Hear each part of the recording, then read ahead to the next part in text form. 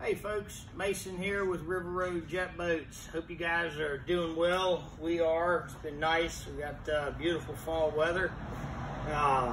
Myself and the River Road boys are getting this here boat behind me, ready to go to Texas. I believe West Texas. This thing's a bear. Beautiful boat. 1648 with a 3/16 inch bottom, 1/2 inch UHMW. Really clean, just absolute animal of a boat. The customer has decided to power it with a Mercury 9065 2020, and we're actually getting ready to put the pump on.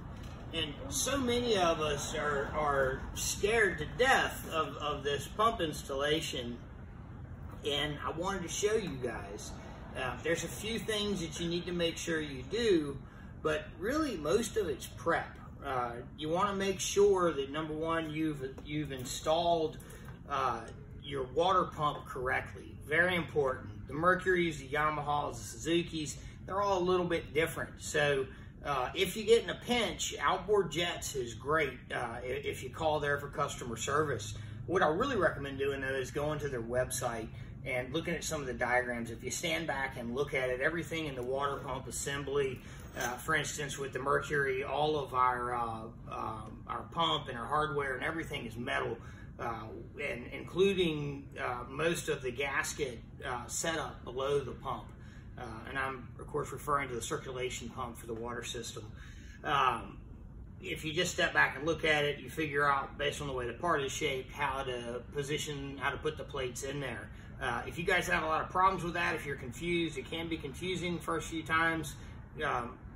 You know, contact us or contact Outboard Jets or put a remark up. We'll be happy to break it down. But I'm going to give you the 10-second tour right here. I've got my impeller in. I've got my impeller key in. I know that because when I go to turn it, I feel the key locked in there and I feel the impeller turning. I've got my housing and all the proper gaskets and metal plates under it. Here on the top, I've got my brass ring that fits over the pump, and then my high pressure double O-ring seal that goes in between the two.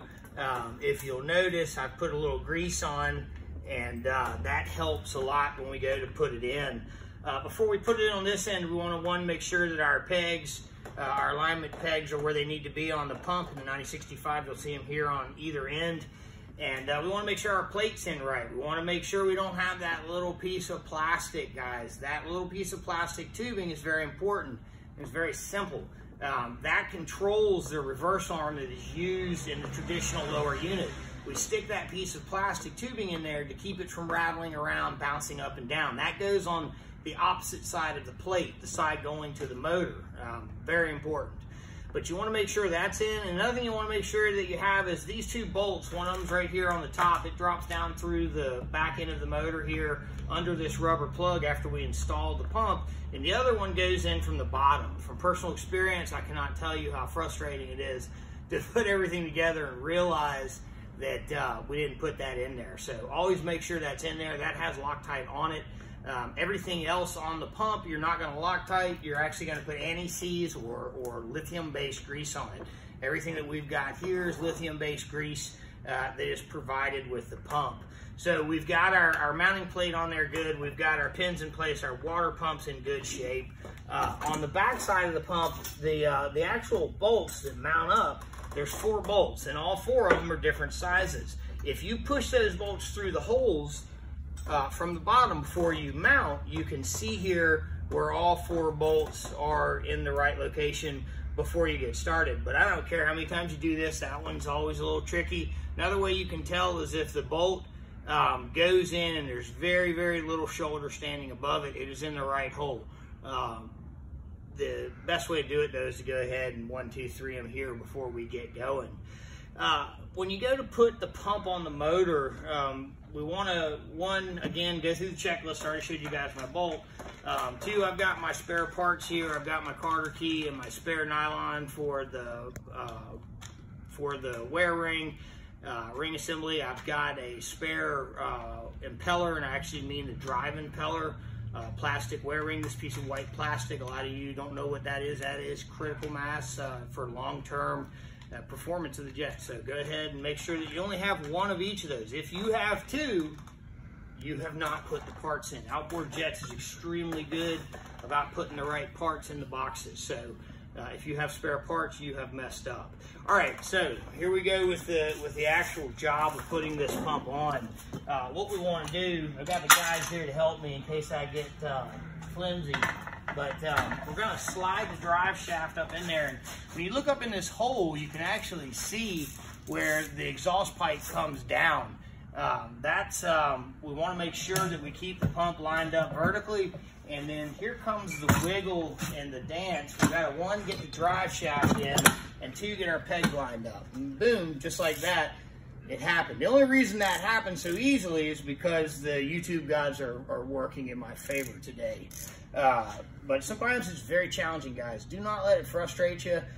Take your time. Go ahead and make sure you got grease on the top of the drive shaft going into the motor.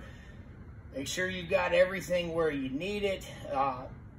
When you go and get it lined up like this, it's important that you don't over torque these bolts. We're going to put about 15 pounds or less on them, no less than 12, but the specking on them is available on Outboard Jets. Every one of them is a little different, but we don't torque them. We don't drive them down real hard. This is stainless going into cast aluminum that's been machined. So take it easy, guys. No impact drivers, no nothing that could damage the pump when you're driving this in. And the same goes to everything else on the pump. No power tools. Do this all by hand. It sounds ridiculous in this day and time where we just blast everything out, but this is a unique part. There's a lot of cast aluminum here. There's a lot of machining here, and screwing it up means you got to come see a guy like me and have me weld it up, and it can get expensive, especially in extreme cases. So try to be careful. Take your time. Everything in this pump is very serviceable in the field. It's very easy to work on. Just remember, no power tools. Grease it up, make sure it fits. Use anti-seize, except on those two bolts we talked about. And you know, if you do all that and you tear it down every few years at a minimum, if you're in fresh water, every year if you're in salt water, that's just my opinion. But you're going to have many years of reliable service out of this Outboard Jet pump, and including the Mercury up here. This is a great setup. It's not a super fast setup, but it is a very strong setup. It'll push a lot of weight, and it'll sip just a little bit of fuel. So anyhow, that's my 2 cents on installing the pump and a couple other things related to it. This is Mason again with River Road Jet Boats. If you guys have questions, please fire away, and I hope to see you on the river soon. Have a good one.